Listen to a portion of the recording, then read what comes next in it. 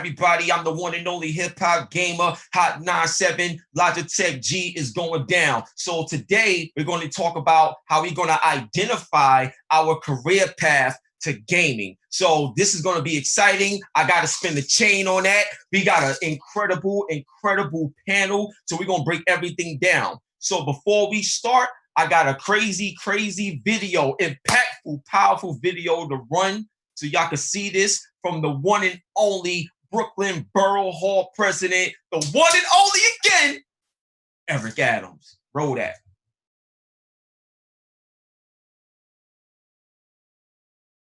Hello, I'm Brooklyn Borough President Eric Adams. I thank you for joining us today as we address civic engagement and discuss ways of identifying traditional career paths in the realm of gaming. During my time as Borough President, I have prioritized the importance of STEAM education and financial literacy. This webinar is directly tied to both of these concepts. This is an opportunity to discuss how engagement in esports can utilize skill sets you already have to change your economic future and inspire thoughts about non-traditional career paths. The ongoing pandemic has made it necessary for many students and young adults to shift their educational pursuit to virtual platforms. This is making an already tech-savvy generation even more skilled in their use of technology. In addition, gaming has also become an increasingly significant part of today's world. The gaming industry is now larger than the global movie and music industries combined. Top sports athletes, famous musicians, and even the world's top investors have all joined in the gaming phenomenon. And many of you are probably interested in exploring your own opportunity within this fast-growing industry. Now, you'll have the chance to learn from talented professionals working in the industry and understand how they're using gaming to drive growth for their brands. You'll hear directly how they got started and how you too can pursue new career paths through community gaming. So, have fun, learn a lot, and hopefully do more with your newfound knowledge. I now turn the evening over to our moderator, Brooklyn's very own hip-hop gamer. Enjoy.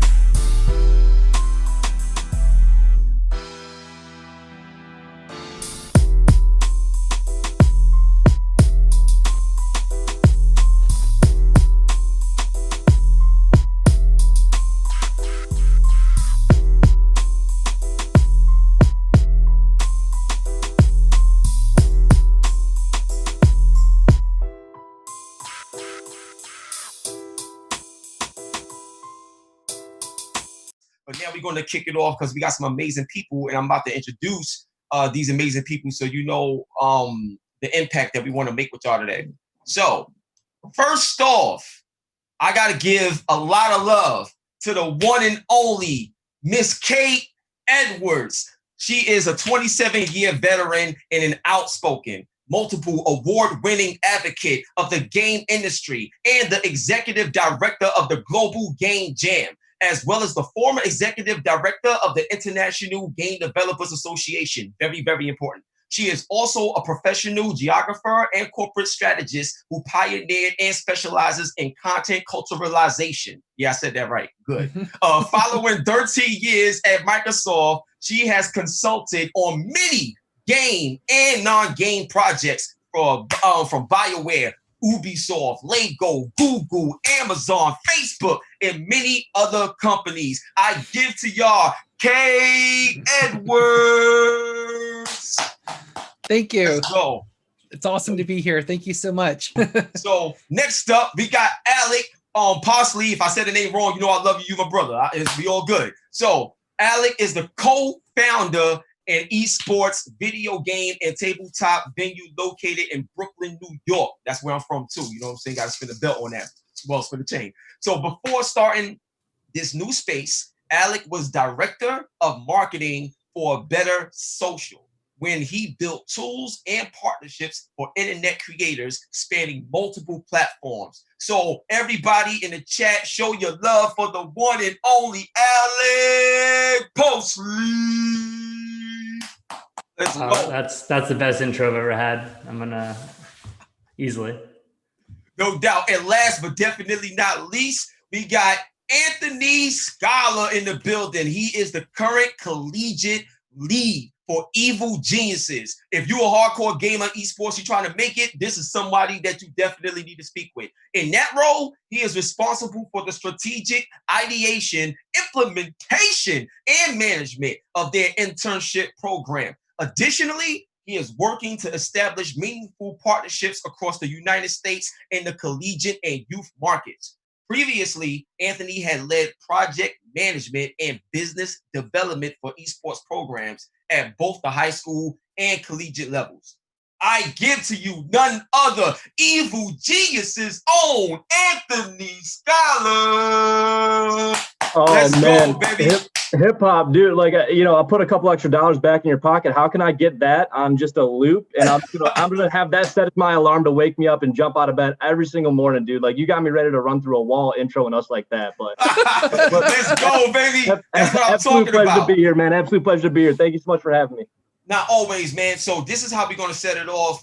We gotta do this right. We gotta make it up, for the for the people that's here. So quickly, here's what I want to do. Quick esports 101. What is esports and how big is it? Period. So Kate, since I introduced you first, I'll let you take it. But quick esports 101. What is esports and how big is it? Well, basically, it's essentially watching people play video games. If you want to put it really simply, where people video games take a tremendous amount of skill, as we know, and it's gotten to the point where there's an infrastructure now in place, which to me, that's what esports is. We've always had expert game players. I mean, I'm old. I grew up in the arcade era, so in high school we were in the arcade every day after school, or sometimes during school. Yep. And and we had amazing players back then, but there was no infrastructure for really not much for competition or anything like that. But today, they basically kind of leverage some of the aspects of professional sports, the athletic sports, and have created a system so that if you're good at video games, you actually have a platform. You can, basically train up and compete, and you've got followers and groupies and, a huge willing audience who wants to watch you play. And that's essentially, to me, that's the real basics of esports. Amazing. Thank you so much, superstar. So next up, Eleague, obviously the same question. How big is esports, especially in your position and what you do, over at Brooklyn? Like, how has esports impacted you so audiences can understand where this is going? Of course, yeah. I mean, in terms of like a global scale, I think the numbers are approaching like over 500 million, worldwide, like dedicated esports fans. Obviously, the number of gamers, I think logs over like 2 billion across the planet. So, I mean, that's just growing, compounding, especially with, just the accessibility that so many companies are trying to bring to the table and just kind of open up gaming to everyone, like as it should be. I mean, I think the biggest part, kind of piggybacking off what Kate said, is, the organization and kind of how everything comes together. It's also a lot about that community, right? Esports and gaming has one of the strongest communities by far none of any organized anything. I think that's what makes it, so great. And you just see like the rapid fandom. And I think that's kind of the most incredible part. And then also, like Kate mentioned, the organization. So everything behind it, from everyone behind the scenes, from production to operations, kind of how that all gets woven into this big, beautiful thing. Amazing, bro. Yo, listen. So like I said, last but not least, you know what I'm talking about? Yo, Ant, talk to me, son. And I definitely want your take on this, because being with Evil Geniuses, it comes with a status. Like, there's a certain status that come with that brand name. It's been built up a certain way. So what is esports and how big is it, especially coming from the realm, of evil geniuses? Break it down for me. Yeah, without a doubt, man. And Kate and Alec did such a great job, I think, of setting the baseline and the benchmark truly of what this space is inclusive of and encompassed within. And for evil geniuses specifically, right? Like, you want to talk about how big is this space really? And the reality is that my specific job at Evil Geniuses, being the collegiate lead, it didn't exist a year ago. It didn't even exist 3 months ago, 6 months ago, Wow. right? There's new opportunities popping up in the market every single day because people are identifying the fact that there's a need to be met right now. And on the overall large scale of what we do at EG, right? Like, yes, we inhabit that massive, awesome, such a cool opportunity and space within the professional side of the business. But you introed me, man. Like, it as well as I do. I've been at the high school level. I've done it collegiately. And what we are in need of right now in this space is people from the top of that pyramid, the EGs of the world, to start to push more content and opportunity back down that funnel. We want it to be bigger, right? Like, we talked about it the other day when we were catching up, man. Like, it's for me and for EG in this space, it's that 2-pronged path to pro, right? Everybody is focused on, how do I become the next Ninja or the next Jizuke or the next Bang? But the reality is, it's getting big to the point that we want you as an intern now. We want you to have the educational opportunities. We want you to have the academic resources from the time that you're young, coming up through high school into college, to be an asset to this industry and be able to get involved. You can have a legit full-time job in this market now in many traditional fields, business analyst, data scientist, computer science, engineering, all these things, which these roles didn't exist in this capacity, 3 months ago, 6 months ago, a year ago. Like, it's the Wild West, man. I know the other panelists here will agree with me. Like, it's so much fun to be in this space. Yeah. Because it changes day to day. It moves so quickly. It's getting bigger every single day.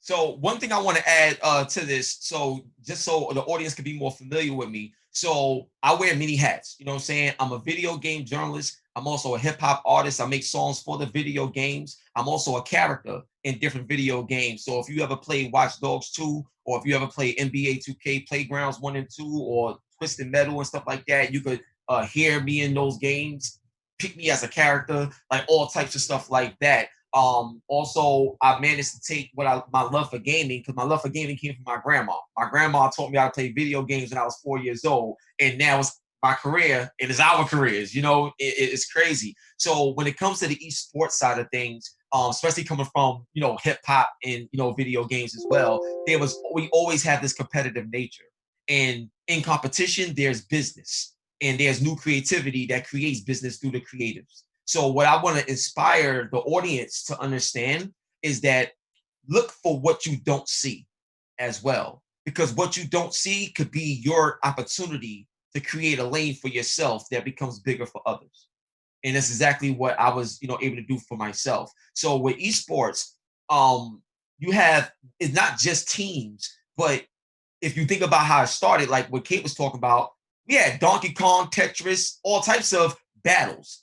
Single player esports, all types of stuff like that. So when you look at it today in 2020, you have brands, you got Meta Threads with with their jackets and jerseys and building businesses like that. You have like the actual arenas, like League of Legends and Louis Vuitton doing music collaborations together. Like, it's so many opportunities there. So the key thing I would tell you is, when you look at this space, don't just think about what you already see. Think about what you can also add to it, because like what Anthony said, it's the Wild Wild West. It's so much stuff that's not there that you could bring to the table and be a creative in that space. So yes, I just wanted to make mention of that. So now I want to come back around to Kate. Kate, what would you say in terms of your experience with esports? Because it's ever changing, there's a lot of adjustments that may have to be made. So what's some of the things that you've gone through and that you've witnessed that you probably had to make adjustments on in order to continue to grow your craft and grow the people around you so you can survive in the space? Well, I mean, to Anthony's point, it's one of the reasons why I love working in the game industry. And I think we'll talk a little bit later about how we got in the game industry. But, myself being a geographer of all things, if a geographer can find a way to be in this industry for 27 years, then, Yeah. To your point, as you just said, is that you basically, if you see a need, you create it. And that's exactly what I did at Microsoft many years ago. And here I'm still in the industry. And I think that's one of the core foundations, like Anthony said, which is one of the things I love about being in the game industry, is that it is ever evolving, because we are so technology dependent, and we are an art form and a technology that is constantly evolving. I mean, all it takes is for one new device to come out that's revolutionary, like the iPhone with a touch screen, which totally changed mobile gaming and basically created like a whole nother space for us. And of course, now people are dabbling with AR and VR and all that kind of stuff too, in esports as well. It's basically, we have always recognized as an industry that esports is a thing, but it wasn't a thing yet. But now to me what has made it a thing is that when you have major media outlets actually covering this and having esports tournaments airing on ESPN and stuff like that, it's like, okay, now I guess we finally made it, so to speak. And so how we respond to that, and that, again, that kind of, once we're in that position, we've had to adapt very quickly. And I know in my own work, it's not only dealing with people, because I tend to focus more on the industry side and on working with game creators and game developers. But we've seen already, like in the indie space, the independent game creator space, there has been a convergence between the creators and between their audience. Because like if you do a Kickstarter, as a lot of people don't understand, a Kickstarter is a marketing device. It's a community management, community building device more than it's a fundraising device. I mean, the fundraising happens too, but in esports, I think we're seeing that too, where it's kind of this huge convergence between the industry people, the people making the games, the people playing the games, and then all of the other marketing mechanisms and everything else that goes with that. And that convergence is really dynamic right now, like super dynamic. I mean, what are esports going to look like in 3 or 5 years from now? I don't know, honestly. I know they're going to be bigger than they are now, but I have any idea where it's going to fully go from here. That's what makes it so exciting. You know what I'm saying? That's Absolutely. what I love about it. That's what I love about it. So, Yeah. Eleague, I want to now, because of your situation over at Brooklyn, you deal with a lot of people like in person. You know what I'm saying? Because you got the facility and stuff like that. One thing I love about gaming, especially when it comes to the esports, is how whether it's offline or online, it can happen.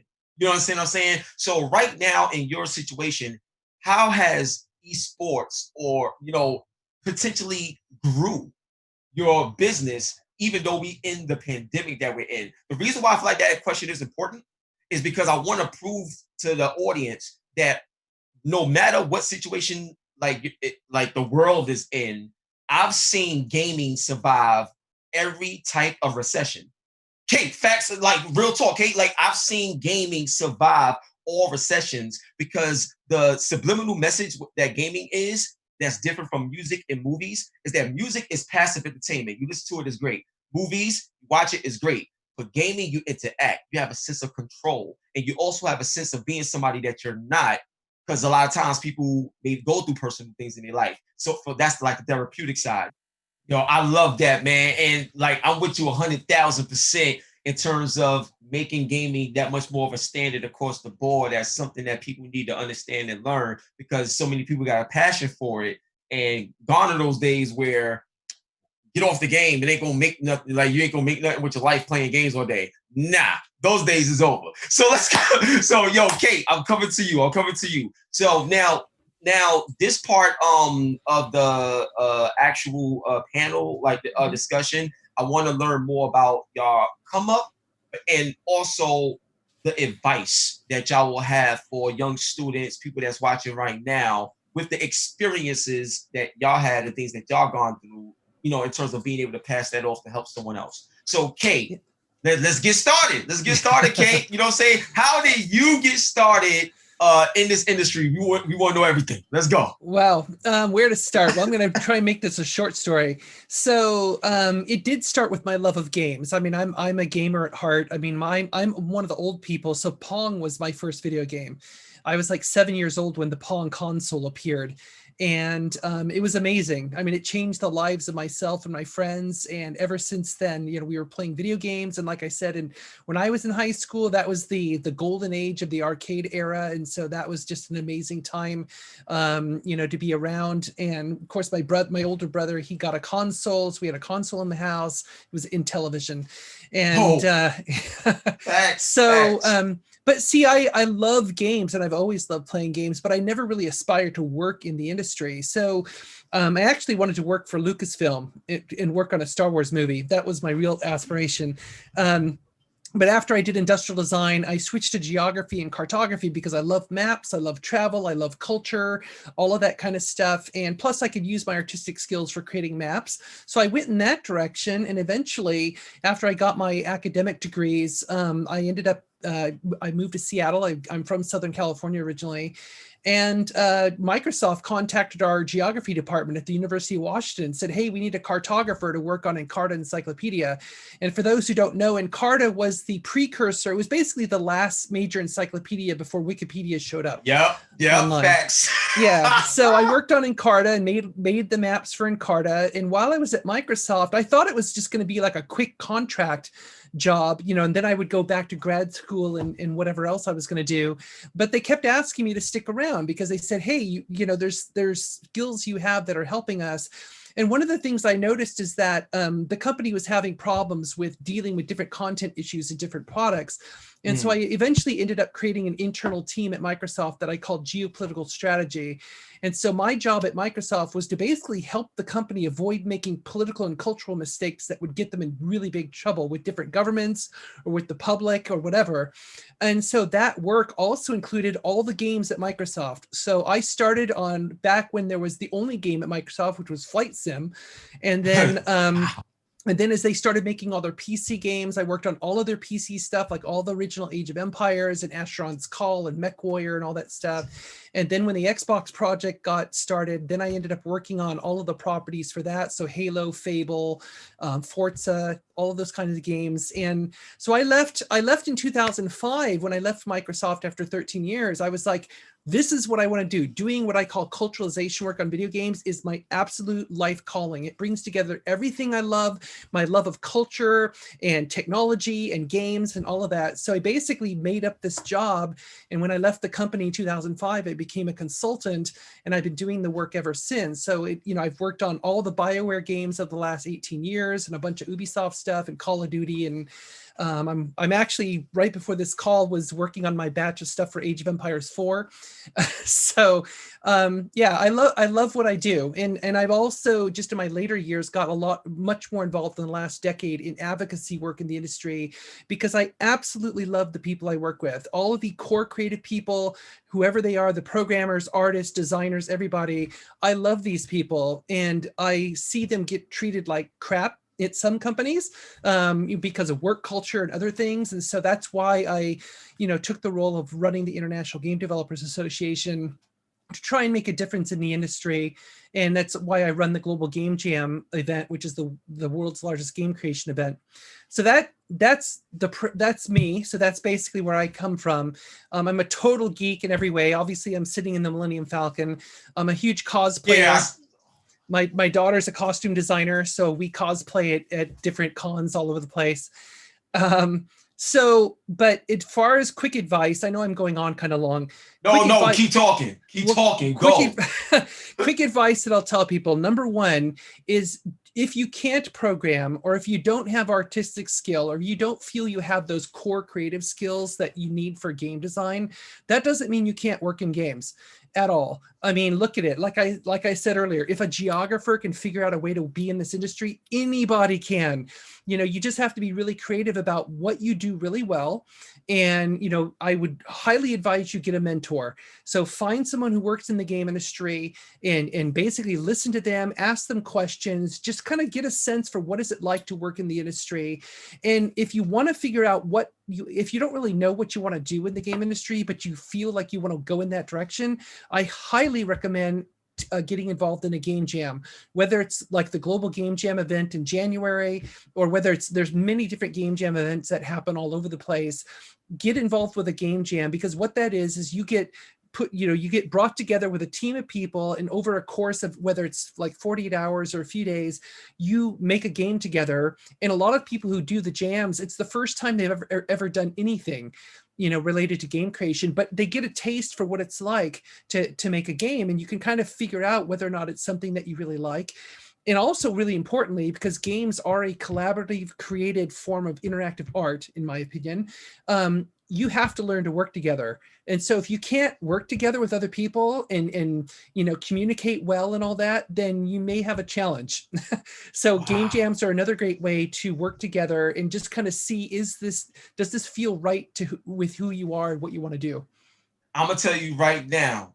Listen, everybody that's sitting at home watching this, everybody that's in the chat, everybody that's on this panel, on the count of 3, we're gonna clap it up for Kate because she is legendary. That is fire. If I was in front of you, Kate, right now, everybody that know me, I'll like this. I'll be holding you right there. You don't understand. So on the count of 3, we gonna clap it up. 1, 2, 3. Yeah, baby. Thank you. Word up. Yo, Kate, I'm telling you right now, like, I know the LA Clippers just lost and everybody thought Kawhi Leonard was going to be the man, but LeBron James still the king. But if Kawhi knew how to work together with his team, like how you know how to work with your team, things probably be different right now. Yeah. You know what I'm saying? Yeah, no kidding. I had to throw that out there. Yo, but Kate, that is wonderful. I'm not sure if you know it yet, but you just became my new best friend. I'm gonna have to bother you now. That is incredible. Please do. God bless you. Seriously, it is an honor to wow. So yo, stay right there, Kate. Man, yo, y'all incredible. You know that, right? Like y'all are incredible. Like for real, this is fire. So we gotta hear you next. You know what I'm saying? So like, yo, Ant, I'm gonna bring it on to you. Then after that, I know we're gonna have our Borough Hall president, pop in real soon. So Ant, I'm gonna bring it over to you, and then I'll go after he makes his intro. But yo, Ant, man, talk to him, man. Let him know how you got started in this industry and how you're gonna utilize that as advice for other up and coming people that's inspired to do what we do. Yeah, 100%. And 2 things before we kind of get that though. Alec mentioned the fact that you don't need, that higher ed degree. You can do it on your own, right? Don't short sell yourself. Don't undervalue your own abilities. And I think that coupled with Kate's advice about how important a mentorship is, those 2 things are very complementary of one another, right? Like, yes, do it on your own, but there are resources in the space such as mentors that you can find that will save you sometimes a lot of time, effort, and some cases money. You know what I mean? Like they probably made the mistakes that you're about to make yourself. So 100% connect with those individuals. But about me, I've kind of positioned myself as an engineered trifecta, if you will, within this space, which is traditional sports space, meeting the gaming world combined with corporate and business acumen and experience. And I grew up in a very traditional sports household. If any of you are football fans, my dad was a quarterback at Boston College before Doug Flutie. He was the guy right before Flutie. So whenever I want to make him upset, I just reference Flutie. But and so I was coming home though. I was a 3-sport athlete. I was coming home from football at 7. I was playing Warcraft 3 and Dota. And then at 11, I was coming home from baseball and I was playing World of Warcraft. And then at 14, coming home from hockey practice and playing League of Legends. And unfortunately, League of Legends sunk its talons into me, and I haven't broken free since. But and so I kind of missed my window though in terms of playing competitively. Like I had some opportunities to go play collegiately within the gaming space, but I was already so dialed into hockey that there was no way I could go back, look at my family and tell them, hey, I know we just spent all this time, money, and effort here, but I'm going to go 180. I'm going back this way. I'm going to go do some gaming. And I eventually started doing some awesome mentoring work within hockey and helping students between 14 and 20 get placed at colleges and junior programs and procure scholarships and a lot of cool stuff. But when I was going through my undergrad, I started working back in the esports and gaming space again.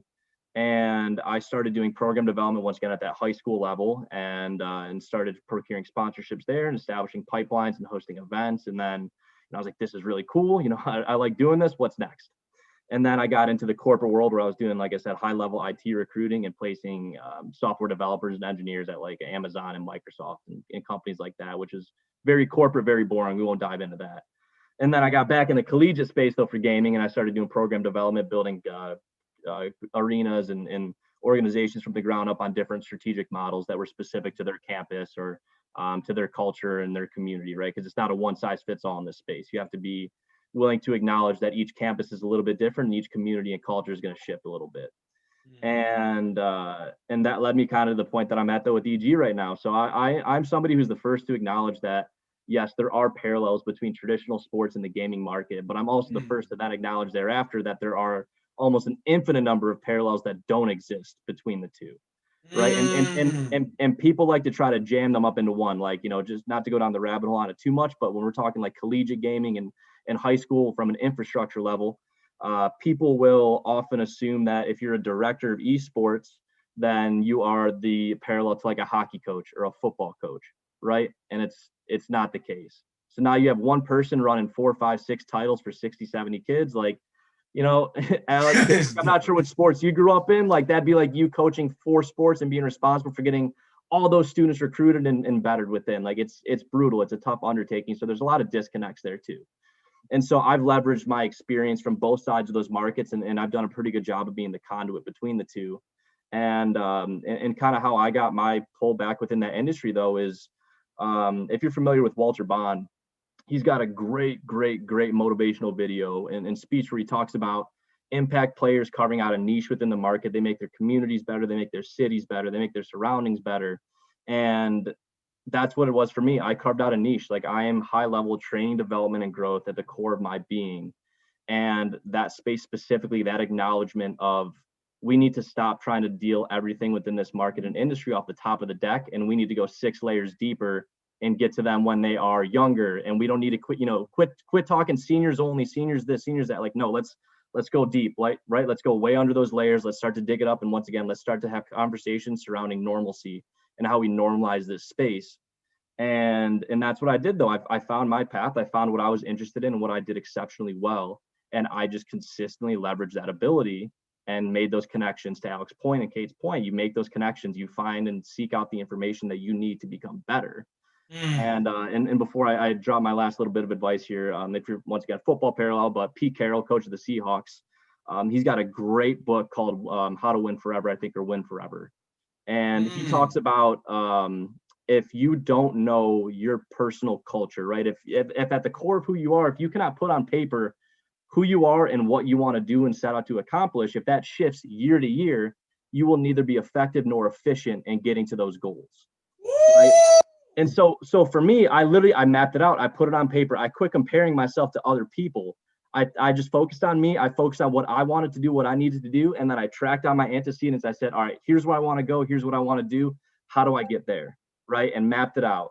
And that's my advice to people, though, right? It's, you can't be reactive. I mentioned earlier, like, my job didn't exist 3 months ago, 6 months ago. Like, it moves so quickly that if you're reactive with how you approach things, if you're trying to do everything a little bit instead of dialing yourself into certain components that you excel within, you're going to miss out on a lot of opportunities. They'll be over and shut and closed before you even have a chance to be in the mix. And so I implore students, I say, listen, like, just really figure out who you are, what you want to do, what is your personal identity and culture, map out that roadmap for yourself, make those connections, and be proactive, right? Have informational interviews, go out and seek out that information and that expertise and get your foot in the door with these companies, these individuals, people like myself, Alec, Kate, yourself, right? Make those connections. And once again, just, I can't stress enough, like, just please be proactive with it. Like, if you're a software developer, there might be 100 jobs open right now that fit your skill set within the esports and gaming market. Maybe there's 2, and those open up far less often than the 100 will cyclically for that other industry and market. Jump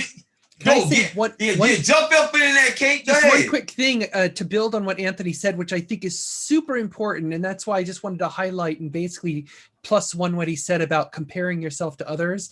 One of the quotes I love to tell people that I mentor is what Mark Twain once wrote, where he said, "Comparison is the death of joy." So if you let that sink in, comparison is the death of joy. Oh, Eric is here. He is here. That's what I'm talking about. Eric, please unmute yourself so we could get you to answer some questions. So first off, everybody, that time is here. One love and God bless our very own Brooklyn Borough Hall President, Eric Adams. How you feel, man? You know what? I'm going to my mother's house in my room upstairs, and I'm getting my gold chain that I had like yours. Let's go, baby. Let's go. That's what I'm talking about. Hey, Eric, my uncle said to tell you hi. My Uncle Billy, Timothy Pearson. Oh, man. That's my uncle. He's a legend, brother. Yeah, man. So we all family, man. So listen, I know the audience got a couple of questions, but before we get to that, I had one question for you myself. you talked about in your intro video, you talked about the importance of gaming and realizing the impact that it's having on the kids and everything like that. So in your role, just being a leader, period, what's some of the things that you are looking to do or learn more about gaming that you feel could be helpful to the community? We want to not only be the consumers, but actually be part of the designing of the games, building out the sales, having the industry give back in a real way. And we need to start with the level of our young people back in elementary schools that are really playing the game.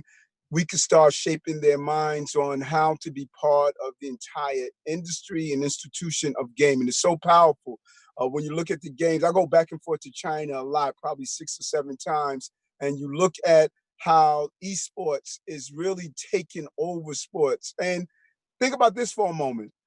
Our young people are comfortable with games. Why aren't we thinking about, as we are talking about schools are now safe to open, why aren't we using avatars and other ways of gaming to not only learn educationally, but also to be a force for the reform we're calling for?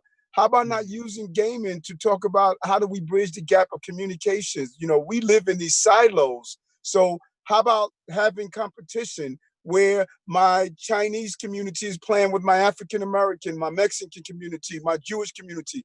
I think we're in a good place with gaming. We can tear down those traditional walls that prevented us from cross-pollinating cultures and ideas. We need to go beyond where the gaming is now. There's some great opportunities, and I'm excited about what you're doing here because we're opening a new conversation to gaming, not just playing the game. That's what I'm talking about, man. So I'm gonna tell you this. Everybody that's in the chat right now, whatever question you have for Eric Adams right now, please post it in the chat. Next up, Kate, I gotta throw it to you. Eric, one of the things that Kate spoke about earlier that was so powerful is her passion for culture and making sure that people are treated fairly, so growth can actually take place properly and stuff. Kate, please, whatever question you may have for Eric, please ask him. Yeah, well, it's great to meet you, by the way, and thank you for supporting this. This is just fantastic. So, I mean, in my capacity in the advocacy side of the things I've been doing, I've talked to a lot of government officials around the world, including I was in Tehran 2 years ago. And one of the things I just love, and just to kind of echo what you said, is just that the realization I think that's happening, and I don't know if I have a question other than a confirmation of what you were saying, and you could, confirm that or not. But what I'm seeing among a lot of government officials are they're realizing that gaming is not only a viable industry, which they want to have in their jurisdiction because it has good paying jobs and all that, but it's also just, it's this creative mechanism that brings so many different art forms together, brings technology and art and media and all these things together. And I don't know, is that kind of how you see it as well? Yes, without a doubt. And, Kate, you're dead on because let's be clear, not every young person is going to be able to travel to some distant shores or distant place. But exposure really allows you to think beyond your geographical area. So if we start using gaming to expose young people to what is out there, we will remove them from that anti-Christopher Columbus theory that if you leave your block, you're going to fall off the planet. Our young people need to see the possibilities and the potentiality of, hey, what is it like to communicate and play with a gamer in another land somewhere? Because if I'm gaming with you and you are in India, then we're going to develop that relationship. And now I'm thinking about this place called India. I'm going to start thinking differently. Many of our young people are unable to think differently because we localize not only where they stay, but we localize their minds and we're localizing their possibilities so they never become their full potential of who they could become. This is an amazing opportunity to use gaming as in the Karate Kid moment where he thought he was just washing the car, but he was learning karate moves. Gaming can have people think they're just playing a game, but they're shaping their minds to think beyond the boundaries that they've been historically limited to. Amazing, yo. And I'm gonna tell you one thing to capitalize on what you just said, and I'm gonna get this question from Marla Abarca, because she has a question in the chat. My grandmother, like I said before, she taught me how to play video games when I was 4. And when I went to LA for the first time to E3, my very first E3 was in 2008. When I went out there, now I grew up in Brooklyn, East New York, right? And when I went to LA for the first time and seen so many different things, was around so many people that I looked up to and admired, it changed everything. Like it like that switch flipped on simply because I got out of my normal hood. You know what I mean? And let me know that I can have more and be more just by being out there. And that right there is so true, Eric. I agree with you wholeheartedly. So this question comes from Marla Abarca. She represents the outreach program for Guns Down, Life Up youth programs, and and her question is pretty much how games can be utilized to help lower the crime rate and all the stuff that's going on. So I guess what how I could articulate what she's trying to ask you, Eric. Now I feel what she's saying, because it's powerful. You know, because you can you can settle beef not with bullets, but with games.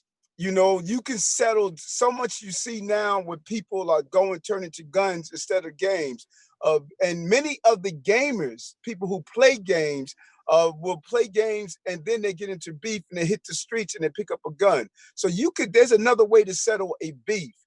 There's another way of teaching young people to design a game, to participate in gaming. The brilliant minds of our young brothers and sisters who are caught up in the violence right now because we're not giving anyone opportunities. When I walk the streets at night, because I'm out in the street late at night and I walk and I stop and I talk to our young people, they say, listen, I'm not in school, I don't have a job, I sleep all day, I hang out here at night, I drink some Hennessy, next thing you know, the crew is having some problems.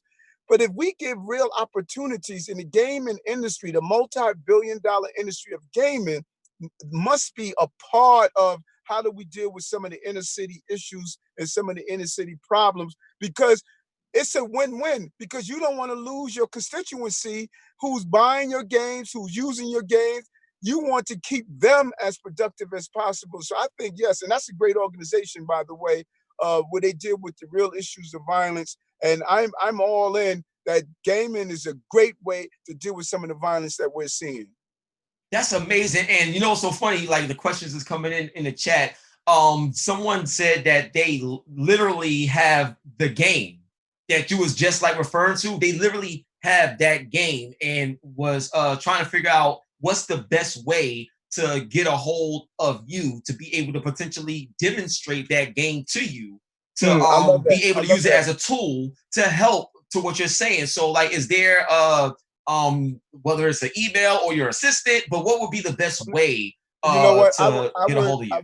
I would put my my cell to get it, but you know, then I have all sorts of shorties texting me and calling me, and I don't want that to happen. You know what I'm saying? You're a ladies' man. I know you don't want nobody to bother you. You know what I'm saying? I get it.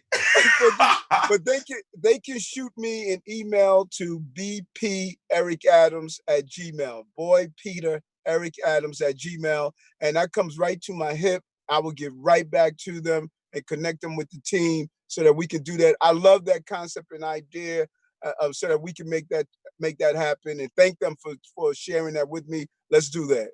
Absolutely. And listen, my email is hiphopgamer@hiphopgamer.net. You know what I'm saying? So like, there's just more options to be able to reach us, because what you're doing is amazing. And if the opportunity is there, then we need to make it happen. I know Anthony and Alec may have questions for you too. And you know I got you to about 7:15, I believe. So I got a couple more minutes with you. So Tamika Red Infamy Moultrie, that's my girl, by the way. You know what I'm saying? That's my baby right there. I love you, girl. All right, so I had to throw that out there. But Red Infamy, she had a question as well. She said, what help is needed to get gaming into the STEM curriculum for NYC education systems to provide to provide the opportunities and representation for our underrepresented youth? There you go. What's your thoughts on that? That's strong. First of all, we're using an antiquated model to educate. You know, we still use the rope learning system. We are not using technology that we've learned on, even how the human brain operates. We are not matching our educational system to it. Like, think about this for a moment. 80% of our brain develops in the first 1,000 days of life. 80%. And we can empower parents so that they can participate in the development, the neuron growth of a child's brain by using the gaming system, by using real state-of-the-art models. We still use antiquated methods. And even when you take the 2 months off during the summer, you don't have to be in the classroom to still get instruction and learning. If you have a real gaming program over the summer where young people are using the games to also be part of the development of their brain, learning how to improve on their cognitive abilities. We need to infuse how to make games, how to really have it part of the STEAM program.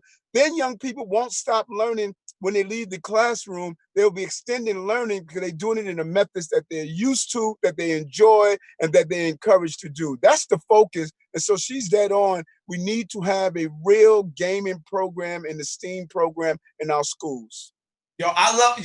We got so much more other stuff to talk about. This is so crazy. I'm very excited. Absolutely. So Eric, Anthony, so he's with Evil Geniuses. Evil Geniuses is one of the most important, prolific esport organizations in the gaming industry. You know what I'm saying? And I'm telling you right now, like, Anthony, it's your shot. It's your time, bro. Yo, whatever question you got, talk to my boy E. Let's go. No, and I appreciate it. And once again, like, what's it going to take for me to get you to just pick up the phone for me every morning and talk to me, man? Because, like, you will get me out of bed and it's so excited to just get after my day, man. Like, damn. But no, Eric, I really appreciate your time and all that you're doing within your community and all the work that you're putting out. And so the question, though, it's nothing about me, really, right? It's all about you. It's about you, your team, your community. So with what you know about the space, about the industry, with how I just got led into how my company Evil Geniuses was just segued in here.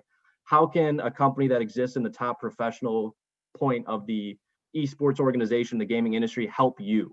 How can we help you and your community? How can we help accelerate your agenda, your initiatives? How can we make this more streamlined for you? I love that. And I appreciate you for that. Number one, we need to do more of these. And Borough Hall, as soon as we open back up, we should do. The building is yours to use.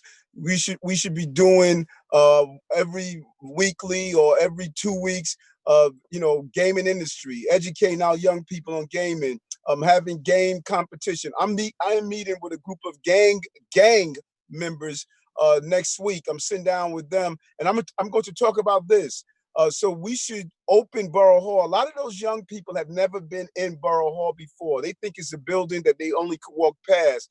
But if we lure them in by having instructions about the entire picture of gaming, they will first start getting empowered. So I would love to partner with all of you, Brooklyn, your organization, all of you, to start letting our young people know the power within the gaming industry. And I open up the building to you to do so. And then we can take the show on the road, go into the NYCHA developments in South Jamaica, Queens, 40 projects, Brownsville, South Bronx. Let's go. We take it on the road because young people are ready.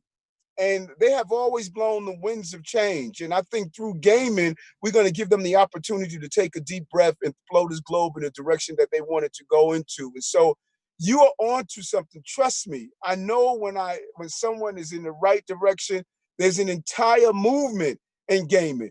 Do gaming of showing them how the power of running an election, the power of running for office, the power of understanding their community, the community boards, all those things you're talking about. There's a hidden weapon that's inside gaming that will really empower people and young people who play you all day. My son at least spend 7-8 hours, doing his gaming all the time, all day. Let's now utilize those opportunities for empowerment and not just entertainment. That's what I'm talking about. So look, I know we at that point. It's almost 7:15. The last thing that I would say, and I think this would be a great way to close it out with you, Eric, is there any other person in the political world that you would love to battle in a game? Talk to me, bro.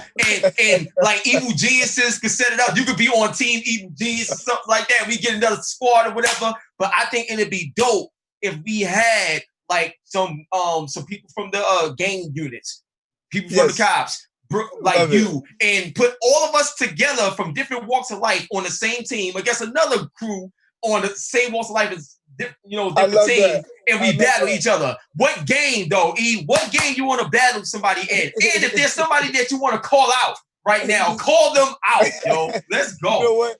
Since I can't compete against Trump because he won't come, you know, I'll compete against the president of the Sullivan Mullins, the president of the SBA. Oh, word! Oh, he got called out. Let's go, Mo. Let's go, baby. Brooklyn over here. Let's go. I'm going to call him and say, listen, let's go one-on-one. You know, that'd be fun. You can come compete here anytime. Yeah, doors open. Doors open. Let's go. Yo, this has been great. Yo, so right, E, one love and God bless. Thank you so much, and take care, man. Thank you. Thank you very much. That was crazy. That was amazing. So look, before we continue on, everybody that's in the chat, for those that's still here, please type in the chat. Are you enjoying this? Is this good? Is this helpful? Anything that we can do better? Whatever it is, we're here for y'all. So please in the chat. Y'all love it? Let's talk. Let's build. I don't do anything just for show. Like, I'm about that life. Let's go. I want to help. Like, let's go. So if y'all enjoy yourselves, please let us know. On that note, I want to give a big shout out to Kid Enlightenment. I want to give a big shout out to Leaders Are Born. I want to give a big shout out to United Eleague Federation. Much love. And now let's keep the show going. So before we get into our next part with the audience Q&A, I wanted to speak briefly on my start, because I didn't get a chance to share that with y'all. So my start, my grandmother, like I said, again, she taught me how to play video games when I was 4, but she didn't just teach me how to play video games, like video games so I could get out of her hair or something. She taught me about life through video games. So with video games, you got different objectives, you got different levels, and you got challenges that you got to complete. So she made me understand life by the way I had a passion for games, that in life, you got objectives, you got challenges, and you got levels, and you got to achieve things, you got to accomplish, you got to be able to beat them. So once I had an understanding from a very young age about the impact of gaming beyond just playing them, I knew that this was a calling for me. So in 2008, a gentleman by the name of Torrance Davis, he discovered the videos that I was making. I just started making videos. My videos didn't look good at all, but what I had to say was powerful and my passion was evident. So that got me to LA when I went to E3 for the first time. When I went to E3, I met so many people, Michael Pachter, Aaron Greenberg, these major executives, Hideo Kojima, you know what I'm saying, the creator of Metal Gear Solid. And I got a chance to interview and be around these people. And then when I got back, I was just blown away by the experience. And I just kept going, kept getting better and kept getting better. So that was like my start. That's how I started, literally. I just kept going. And I didn't care about what other people thought. Because if you look at me and you look at everybody else in the game industry that's a game journalist, obviously there's a big difference in terms of the way we do what we do. But I had no fear. I did my thing. And I brought people to me and my passion. So that's the first thing. Then the second thing, in terms of the advice that I will give to y'all, I'm telling you right now, I think this is the realest thing I could tell you. There's a quote that I have, and it's called, "Character is your currency." I'll say it again. Character is your currency. My main job, the way I looked at it, was I wanted to make sure that whatever I did can impact and help somebody else. No matter what I love, what my passion was, whatever it is, I made sure that whatever I did can inspire, impact, and help other people. Because when you have growth in something that you care about, you can't do it by yourself. You understand what I'm saying? Wow. And look, we got time for one more question. So there's a question from Drake, and it says, "I'm the club president on my campus, and my college doesn't offer many opportunities to get paid, even though I'm hosting events and managing the budget. I'm very passionate about esports, but can't always afford to work for free. How can I put myself out there to create events and manage things to get a position to start making a profit out of esports management career?" Bro, Ant, I'm coming to you, bro. I'm coming to you, bro. Answer that, son. Yeah, so that's you, bro. And honestly, like it's obviously a pretty broad question. There's a lot to unbundle there, but I think there's a few different avenues that this individual can explore with this circumstance. I mean, at the end of the day, you have the ability to, if you're going to start hosting events on your own dime, your own back, right? Start charging a little bit for it. If you go to any, like FGC, the fighting game community is always my go-to for in-person events and event management, right? Because they are by far one of the titles that charges the least amount of dollars for events or rather getting into an opportunity, right? They'll do like $5 venue fees, maybe $10 max. You have that ability, right? If you have that tournament organizing experience, if you have that event management experience, you can start charging a little bit on top, right? At least at that point, you're making a few bucks. It's a little bit of a profit for you. You can also start to align yourself with companies that are more well established, right? Companies that have a proven track record of excellence and success in this marketplace, and align yourselves with them. Show them that you have done this. You are an asset. Once again, it goes back to everything we've said, right? Illustrate your value to your potential employer or partner. Bring them in and pretty much make it impossible for them to not pay you something because you are that much of an asset to them. And the other component is, if you can build your events up in such a way and your populace size, and start connecting with your local community, right? It doesn't have to be, you don't have to go try to call out, the Best Buys of the world or the Amazons or the Microsofts and say, hey, pay me for this event and sponsorship rights. But I guarantee you have a few mom and pop shops in your local backyard that'd be more than happy to kick in a couple extra dollars, put a brand out there, give out some coupons or something like that. And all the while it's giving you a little bit of extra money to run the event itself and make it a little bit more profitable for you and build brand recognition as well. Yo, that's amazing, yo. So look, it's about that time. It's about that time. I'm telling y'all, I had a great time, period. I thought this was phenomenal. You know what I'm saying? The panelists, y'all legendary. Y'all incredible. Y'all made everything that much better. So I thank y'all so much. So Kate Edwards in the building. I just want to say one love and God bless. I want to thank you for being here. How did you feel about everything before we close everything out? How did you feel about everything? Well, to quote Keanu Reeves from E3, you're amazing. That's what I'm talking. Y'all the best. This is great, man. Yo, Eleague, my dude, we about to wrap it up, man. How did you feel about the overall event, bro? Unbelievable, man. It was great to see Eric Adams come in here and just be so forward thinking and everything. You absolutely crushed it. If I could hire you to MC my wedding, that would be great. Oh man, thank you, bro. Yeah. So no, man, I appreciate it. Thank you to all the organizers. Really appreciate it. And yo, Ant, my dude, evil genius, man. We about to close it out, so we gonna end it with you, bro. How did you feel about everything, man? Oh, it was an absolutely awesome experience. Really enjoyed hearing from Kate, Alec, yourself, and Eric. It was absolutely wonderful, right? You're all, at least I'm pretty sure all of you are dialed in, obviously, the New York market specifically, and I haven't had the privilege of living there myself and being involved in that true high level capacity. But as I mentioned, EG is an organization. We're looking to expand that reach. We're looking to build our brand out further. And after talking with all of you, after hearing some of the initiatives that you and your team are floating around that space and those markets, I want to talk more, right? I want to learn more. I want to listen more to what you're all doing and figure out how we can be better partners to you and your cities and your areas moving forward to help once again accelerate the normalization of this space. Yo, I can't wait. So look, on that note, y'all already know what it is, man. I'm the one and only hip-hop gamer, Hot 97, Logitech G. I want to thank the audience. I want to thank the fans. I want to thank Eric Adams once again for coming through. You know what I'm talking about? I appreciate y'all. Community Gaming NYC all day. You know what it is. Kid Enlightenment. I love y'all and God bless. On that note, this joint has been fire. I'm looking forward to doing a lot more of these. I'm locked in. Stay tuned for the next one. On that note, we out of here on your Hot 97 every day. That's my word. Hip hop gamer, baby. We out of here.